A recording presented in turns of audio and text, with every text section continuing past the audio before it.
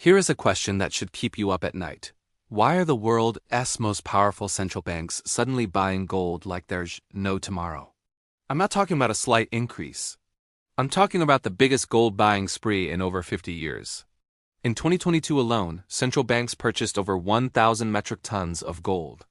That's more than 55 million ounces.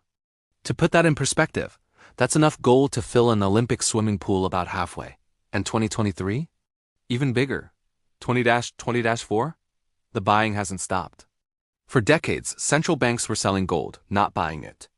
They called it a barbarous relic, an outdated asset from a bygone era. The US Federal Reserve, the European Central Bank, the Bank of England, they all insisted that modern monetary policy didn't need gold. We had evolved beyond it, so what changed? Why are countries like China, Russia, Turkey, India, and Poland suddenly stockpiling massive amounts of this barbarous relic? Why are they moving billions of dollars out of US Treasury bonds and into gold bars locked in underground vaults? Some analysts say it's just portfolio diversification. Others think it's insurance against inflation. But there's a darker theory gaining traction among economists and geopolitical experts, that gold is being weaponized. That we're witnessing the early stages of a massive shift in global power, and gold is the ammunition. Today, we're going to follow the money, or rather, follow the gold. We'll uncover why central banks are hoarding it, what they know that we don't, and whether this could reshape the entire global economy. Because if they're right about what's coming, well, let's just say you're going to want to pay attention. To understand what's happening now, we need to go back in time. And I promise this history lesson is way more interesting than it sounds. For most of human civilization, gold was money. Not just backed by money, it literally was money. Kingdoms rose and fell based on their gold reserves. Wars were fought over it. Empires were built on it. Then came the gold standard. Under this system, every paper currency was directly convertible to a specific amount of gold. If you had a dollar bill, you could theoretically walk into a bank and exchange it for actual gold. This kept governments honest because they couldn't just print unlimited money. They could only issue currency based on how much gold they actually had in their vaults. The gold standard created stability, but it also created rigidity. Governments couldn't respond quickly to economic crises because they were constrained by their gold reserves. During the Great Depression, this became a massive problem. Then came World War II, which completely reshuffled the deck. By the end of the war, the United States held about 2/3 of the world's monetary gold. They were the undisputed economic superpower. So in 1944, representatives from 44 countries met in Bretton Woods, New Hampshire, and created a new system. Under the Bretton Woods Agreement, the US dollar became the world's reserve currency, backed by gold at $35 per ounce. Other currencies were pegged to the dollar. Essentially, the dollar became as good as gold, and gold became the foundation of the entire global financial system. This arrangement worked brilliantly for a while. But by the late 1960s, cracks were showing. The US was spending massive amounts on the Vietnam War and domestic programs. They were printing more dollars than they had gold to back them up. Other countries, particularly France under President Charles de Gaulle, started getting suspicious. They began exchanging their dollars for actual gold, draining US reserves. President Nixon saw the writing on the wall. In August 1971, he did something extraordinary. He temporarily suspended the convertibility of dollars to gold. He called it temporary, but spoiler alert, it became permanent. This event, known as the Nixon shock, fundamentally changed the global monetary system. Suddenly, the dollar wasn't backed by anything tangible. It was backed by faith in the US government and the strength of the US economy. Economists call this fiat currency money that has value because the government says it has value. And here's where central banks changed their tune about gold. Without the gold standard, central banks could pursue more flexible monetary policies. They could print money when needed, adjust interest rates, respond to crises without being constrained by gold reserves. Gold went from being essential to being optional. Throughout the 1980s, 90s, and 2000s, many central banks actively sold their gold reserves. The Bank of England famously sold off over half of its gold reserves between 1999 and 2002, at prices that in hindsight were absurdly low. This became known as Brown's Bottom, named after Gordon Brown, the chancellor who authorized the sales. The consensus among economists was clear. Gold was a relic. Modern central banking didn't need it. Keep a little for tradition and prestige, sure, but massive reserves? Unnecessary. Central banks were selling, and the price of gold reflected it. In the late 90s, gold hit a 20-year low. But then something changed. Now, before we go any further, let's address the elephant in the room. Is the dollar actually in danger of losing its reserve currency status? The short answer, not immediately, but the long-term picture is way more complicated. The US dollar still accounts for about 60% of global foreign exchange reserves. The euro comes in second at around 20%. The dollar is used in roughly 88% of all foreign exchange transactions. It remains the dominant currency by a wide margin. But, and this is a significant, but that dominance has been declining. 20 years ago, the dollar made up closer to 70% of global reserves. The trend is clear, even if the pace is slow. Countries are gradually diversifying away from the dollar. Part of this is just natural evolution. As other economies grow and develop sophisticated financial systems, it makes sense that their currencies would play bigger roles. The Chinese yuan, for instance, has been steadily increasing its share of international transactions. But part of this is strategic de-dollarization, a deliberate effort by countries to reduce their dependence on the dollar. And this is where gold becomes central to the strategy. Historically, reserve currencies have always been backed by something that inspired confidence. For Britain's pound sterling during the British Empire, it was the empire's economic might and gold reserves.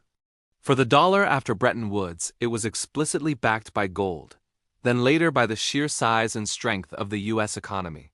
If countries want to reduce dollar dependence, they need an alternative that inspires similar confidence. And while the yuan or euro could play that role, neither quite has the global trust needed yet. Gold, however, has universal acceptance and 5,000 years of history as a store of value. So the strategy becomes clear: accumulate gold while simultaneously building alternative financial systems. Use the gold as a foundation of trust while the new systems mature. China seems to be following this exact playbook. They're accumulating gold, internationalizing the yuan, and building alternative payment systems like CIPS, the cross-border interbank payment system, which can function independently of SWIFT, the Western-dominated international payment network.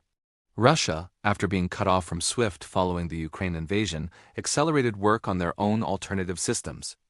They've linked their payment system with China's and increased gold-backed settlements with friendly nations. It's a long-term strategy. Nobody expects the dollar to be dethroned next year, or even in the next decade. But 20 years from now? 30 years?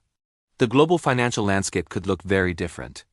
And when historians look back at this transition, they might point to the gold-buying spree of the 2020s as a key turning point, the moment when central banks around the world started preparing for a post-dollar dominance world. So if gold is potentially being weaponized against dollar dominance, what's the United States doing about it?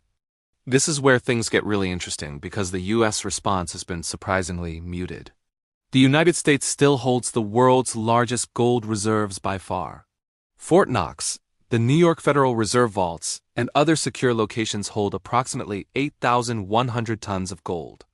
That's more than the next 3 countries combined. But here's the thing, the US hasn't been increasing those reserves. They've been essentially flat for decades.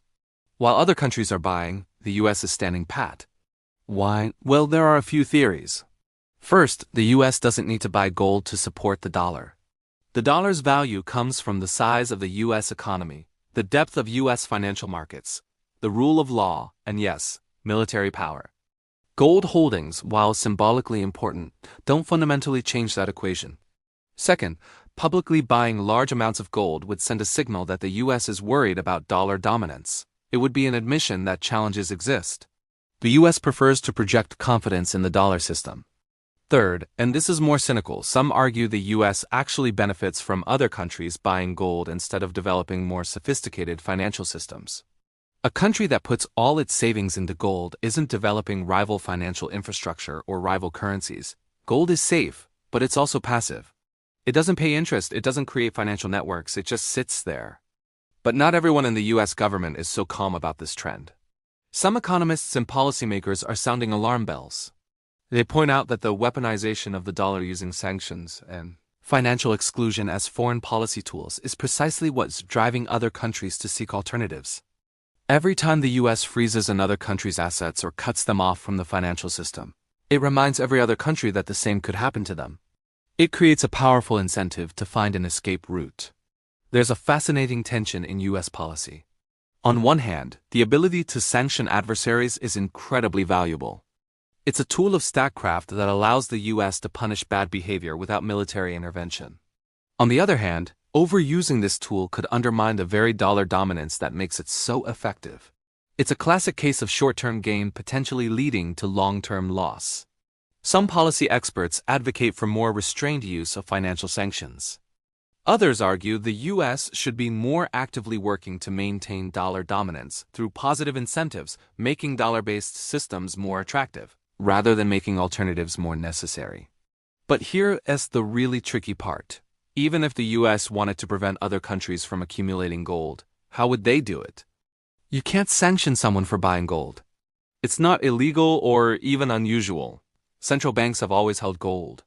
The scale has changed and the motivation has changed, but the action itself is perfectly legitimate. So the US is in a bit of a bind.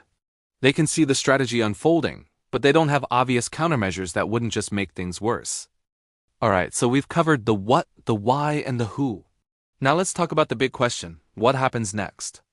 There are basically three scenarios, and which one unfolds will shape the global economy for decades. Scenario 1. The status quo holds. In this scenario, despite all the gold buying, the dollar maintains its dominance. The US economy stays the largest and most dynamic, and its financial markets remain the deepest and most liquid. Despite some countries' efforts to create alternatives, nothing quite matches the convenience and trust of the dollar system. Gold accumulation just becomes another form of diversification. Central banks hold more gold, but the dollar remains king. This is probably the most likely scenario in the short to medium term. Currency transitions happen slowly. The British pound didn't lose its reserve status overnight. It took decades of gradual decline. Scenario 2. Fragmentation.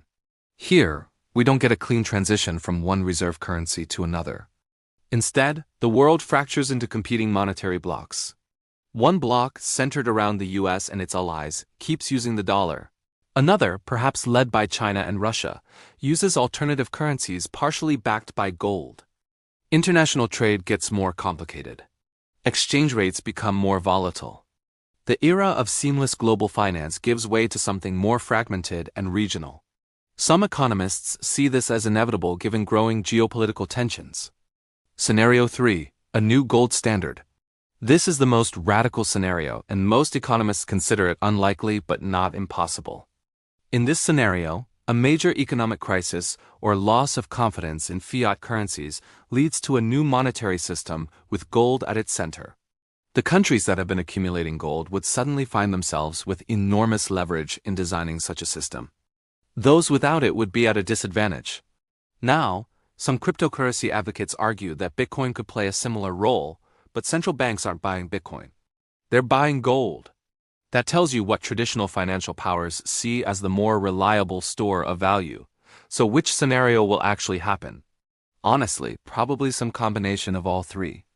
The dollar will likely stay dominant for years, but its dominance will continue to slowly erode. We'll see increasing fragmentation as countries create parallel systems. And gold will continue to play an increasingly important role as the asset that provides options and independence. Okay, so this is all fascinating geopolitics, but you might be wondering, what does this actually mean for me? Great question. Let's break it down. First, understand that these shifts happen slowly. You're not going to wake up tomorrow and find that your dollars are worthless. These things play out over years and decades. But for your savings, if major central banks are accumulating gold as insurance, maybe individuals should consider some gold exposure for their own portfolios. Financial advisors often recommend 5 to 10% in precious metals as a hedge. For understanding inflation, when central banks lose confidence in each other's currencies and hoard gold, it's often a sign they're worried about the purchasing power of fiat money. If inflation accelerates, your cash savings lose value. Understanding these dynamics helps you make better decisions. And for watching geopolitics, this trend is a window into tensions that might not be obvious from headlines.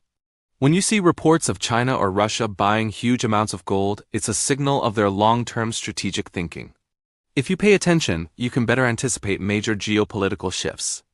So is gold a new economic weapon? Here's what I think. Gold itself isn't the weapon, it's the ammunition. The real weapon is the ability to operate independently from the dollar-dominated financial system. Gold is what makes that independence possible. What we're witnessing now is a gradual rebalancing. Not a collapse, but a slow-motion reshuffling of the global economic order. Countries accumulating gold aren't preparing for war. They're preparing for options. They're buying sovereignty and the ability to participate in whatever monetary system emerges on their own terms. Central banks know something many ordinary people don't. Currency systems are not permanent. The pound sterling was once the world's reserve currency. Before that, it was the Dutch guilder. The dollar's dominance is just the latest chapter, and history suggests it won't be the last. Now here is the big question I'll leave you with. Is this a good thing or a bad thing? A more multipolar system could reduce risk, but it could also make international cooperation harder. There's no clear answer. We're living through a historic transition. But one thing is certain, the central banks are betting on gold. And when the smartest financial minds in the world all start making the same bet, you should probably pay attention. So what do you think? Is gold accumulation a smart defensive strategy or a worrying sign of declining global cooperation? Drop your thoughts in the comments. I'm genuinely curious to hear what you think. And if this video made you see the global economy in a new light, smash that subscribe button because we break down complex topics like this every single week. The future of money is being written right now. Let's make sure we understand what's really happening. See you in the next one.